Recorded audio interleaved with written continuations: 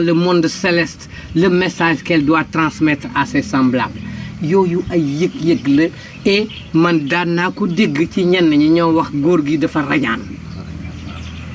yooyu xëy na man egguma ca déedéet damaa ne rek Ibnu Khaldun wax na loolu lu amangoog ñeneen mën nañ ko prouver du man mais xam naa ni daal yu mel noonu mën na am ndax mës naa dégg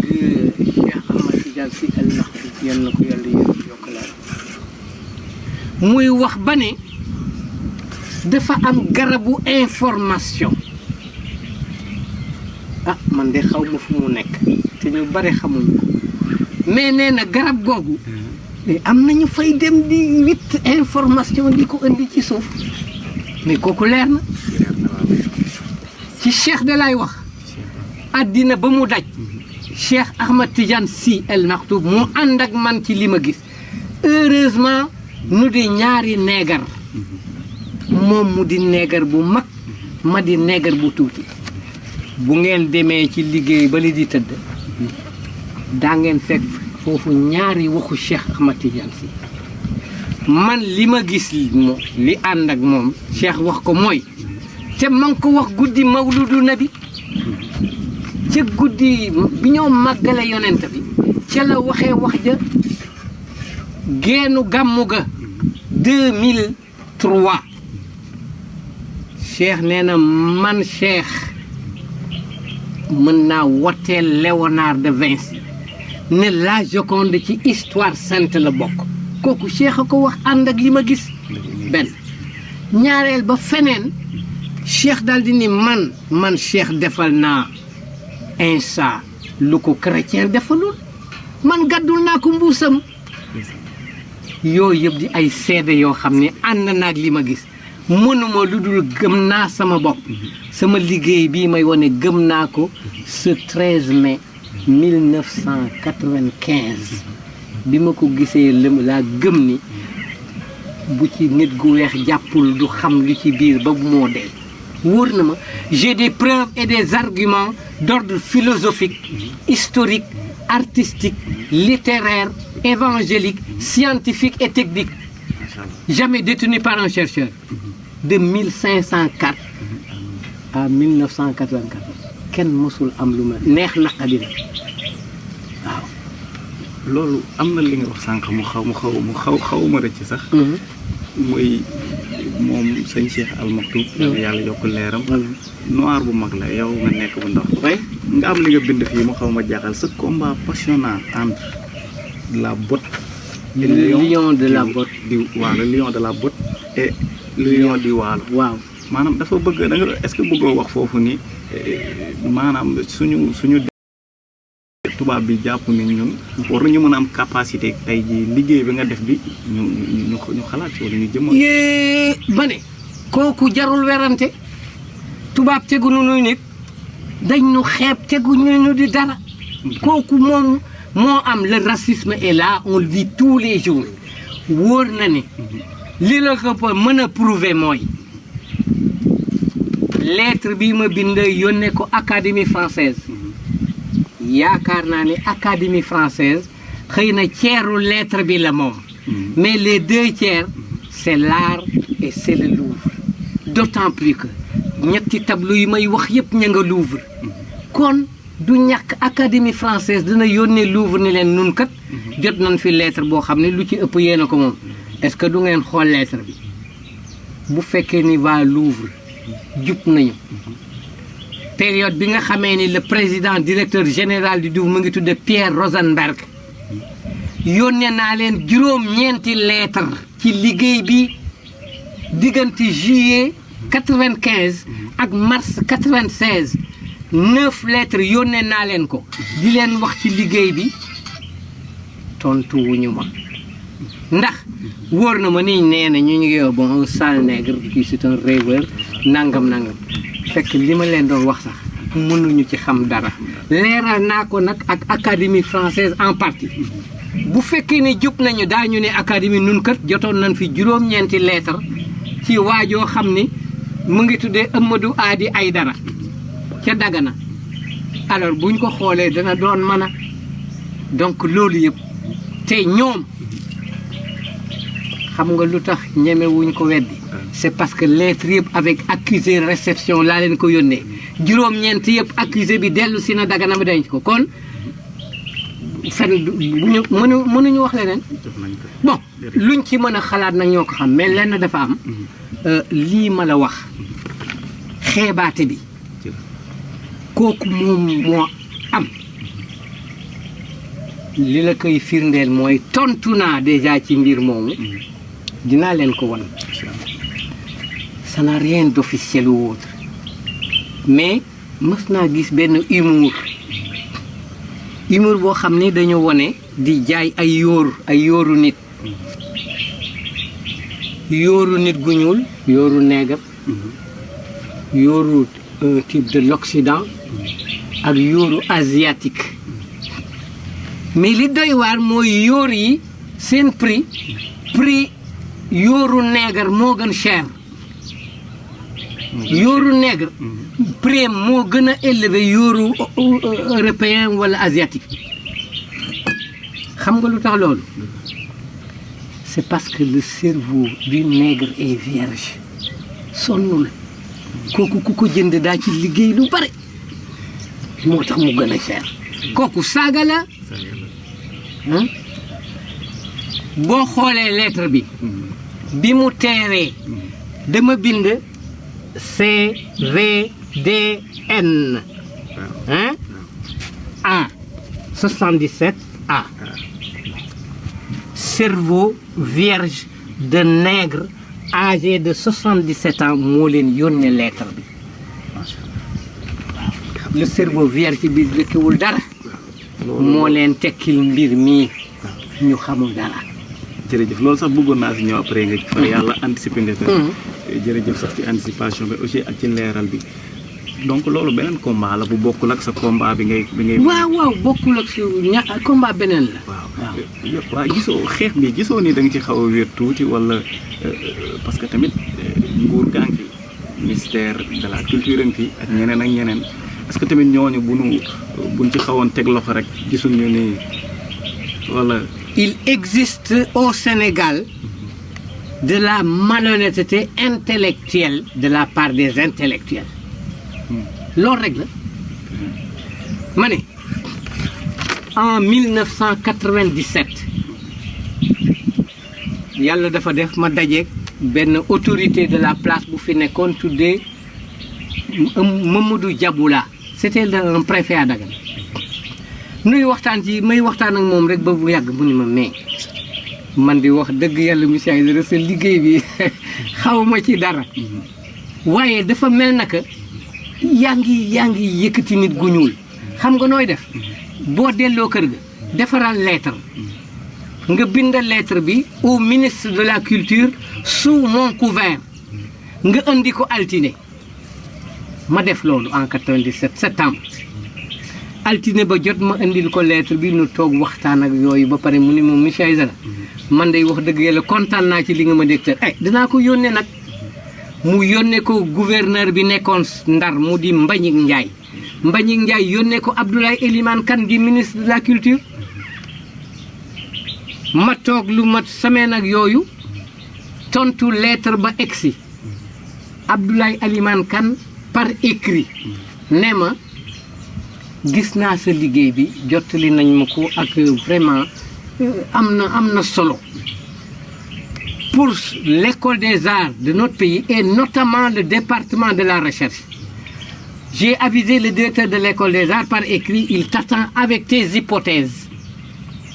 97 ma jóge fi dem Ndakaaru dem ca direction école ba mu nekk avenue Faidherbe ma egsi fëgg dugg nuyoo présenté wu ne may Amadou Adi Aïdara maa ngi jógee Dagana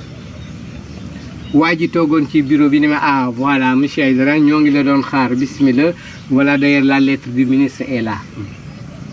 ma ñëw mu ni ma toogal ma toog mu woo ndaw si mu bokkal bureau bi madame Ndiaye elle était chargée des études au conservatoire madame s'il vous plaît mu ñëw ñu toog ma jot leen defal un aperçu ci liggéey bi ma paree waa ji dafa mel na lu neey directeur baa ngi tuddi woon booba Alioune Badiane vraiment monsieur Aïdara sa liggéey bi mel na nii mel na naa rëy na lii laa kontaan naa ci xam naa ni njëriñ la léegi da nga nu fekk ci période boo xam ne noo ngi ci xaw ma lan da nga may muñal ba ca kanam nga dellu si ma jógee Dakar septembre del ñëw Dakar janvier 98 ma dellu bi ma fa delloo ba gis ko mu organiser au niveau de l'école au point E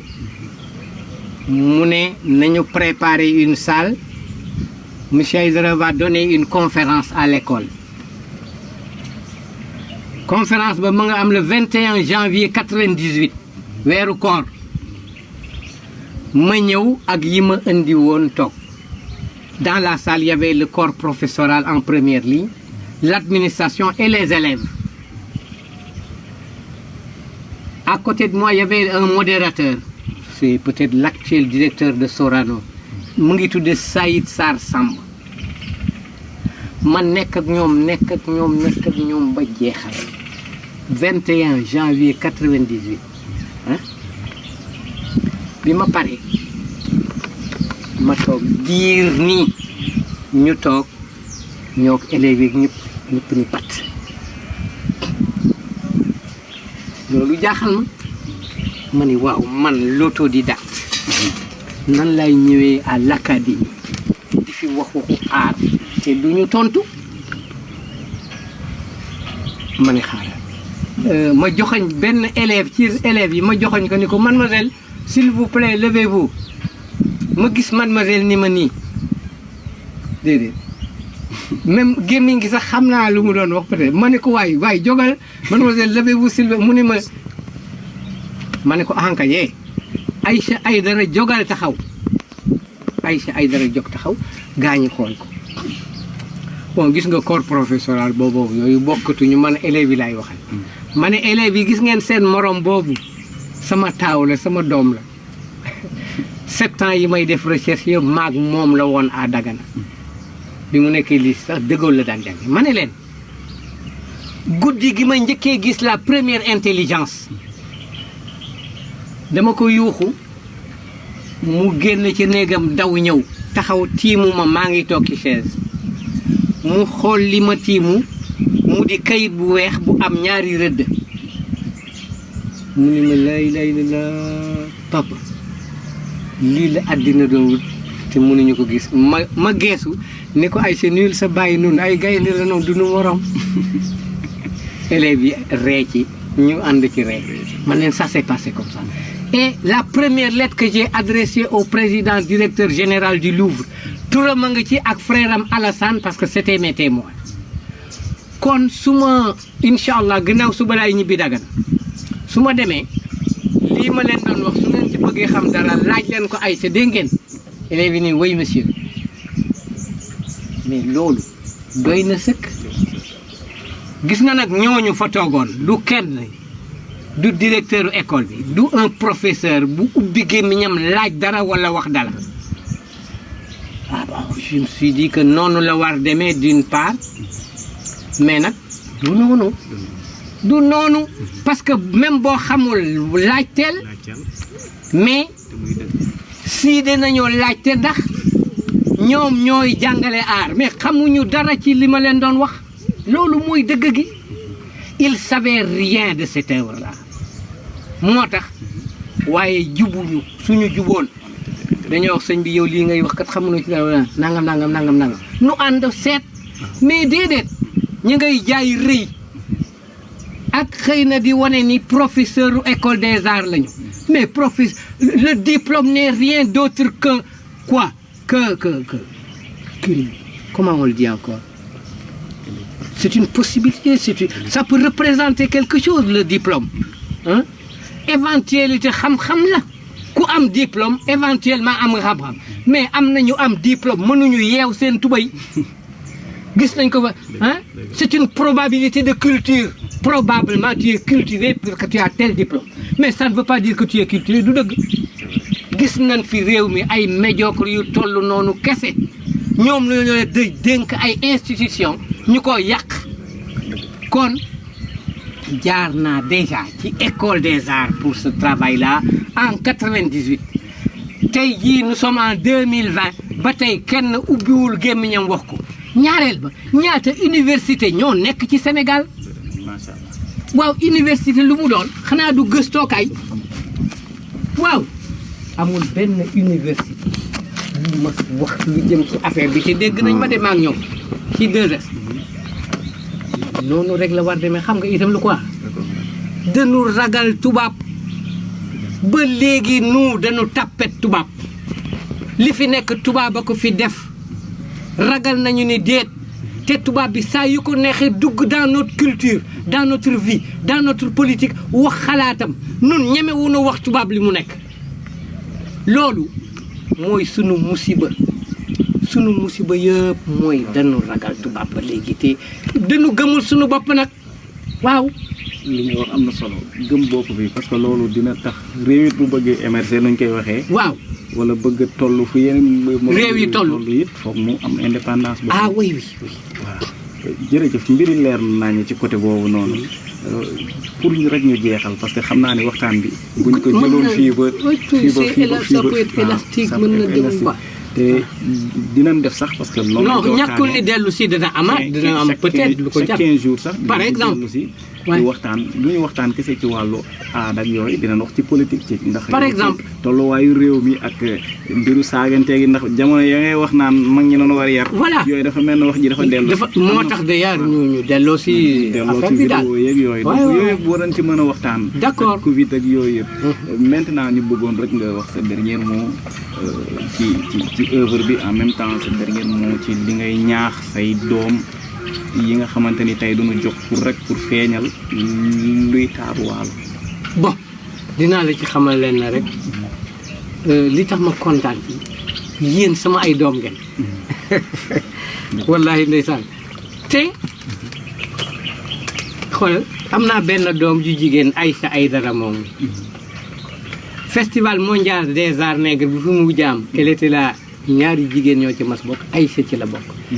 d'ailleurs bokkoon na festival mondial des arts nègres bokk expo international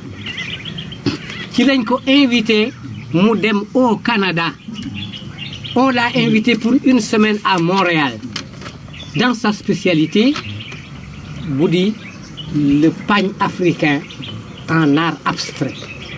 Ma fille est diplômée de l'école des arts en 99. Elle est dans l'art, elle voyage beaucoup et tout. kooku mi ngi liggéey dans l'art li moo liggéey am na njëriñ. J'ai un gosse boo xam ni mës na fi génne benn quand même benn bande et c'était au temps de Ablaye Wade. Il a parlé de Ablaye Wade et de Karim. Ce garçon, il a séjourné en Côte d'Ivoire il y a quelques années. Bi mu demee en Côte d'Ivoire ci ñu doon slam on l'a invité avec les groupes d'Abidjan à l'Institut Goethe et texte bi mu fa déclamé c'était sur le Sénégal. Donc il a été un ambassadeur déjà il y a quelques années à Abidjan. Hein? Bon, j'ai encore un garçon dans l'art qui faisait le rap. Actuellement d'ailleurs, il a cessé cette musique, il fait du jazz. Il travaille et il est prêt à sortir, il va bientôt peut-être sortir quelque chose. Donc, te loolu lu tuuti la ci li dagana am. J'ai un frère boo xam ne noo bokk benn ndey, il a disparu depuis 66. C'était l'un des grands, les plus grands toumbistes que le pays ait connu. Il s'appelle Racine. Et mbollu Racine Balla Samb bi ngeen gis ci lettre bi mooy fii ma nekk boo dex ga. fii mooy mbollu Racine. C'est un grand-père. moom suuf si ci suuf soosu laa dëkk nii actuellement moo tax ma bind le chrono était suspendu à la verticale de mbollu Racine Balla Samb à Dagana fii mooy mbollu Racine suuf sii ma nekk moom laa def ci lettre bi bon donc Racine moomu il a joué dans le Guinea Jazz